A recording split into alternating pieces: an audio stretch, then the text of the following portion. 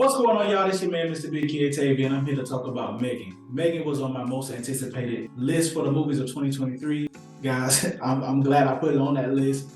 This movie was fun.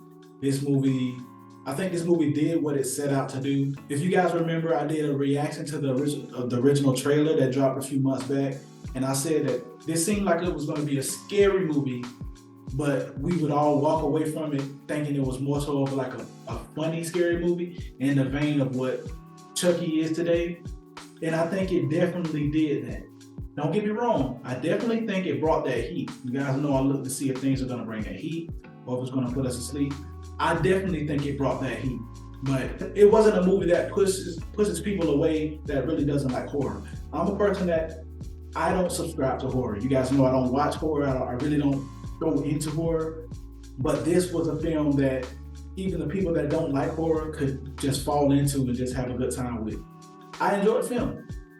You guys can tell the way I'm talking about it. I enjoyed the film. I went by myself to check it out. No one wanted to go because everybody was scared. But I went to check it out myself, and it was fun.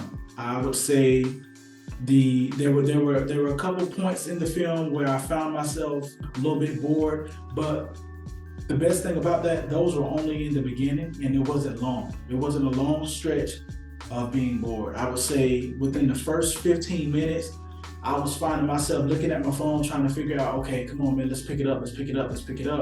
I really wanted to get to the meat and potatoes of what Megan was gonna be. Once we got to that point of, okay, hey, this is where we're going in the story, I was glued to the screen, I was locked in my seat, I was ready to go. The story overall, there's some beats in there that I thought like, they could have taken that out. They could have did this a little bit better. But overall, the story was decent. It was what needed to be on the screen for that film. It was fun. The way that Megan interacted with her creator, her primary user, I think all of those things were both of their fault. The primary user's fault and the creator's fault. I'll say it like this. We need to leave AI alone, all around. We have all these movies, Terminator, Age of Ultron with Ultron and the Terminators and all these movies. We need to leave AI alone because it always ends in the same way. Or what's the other movie with Will Smith? I, Robot, there we go.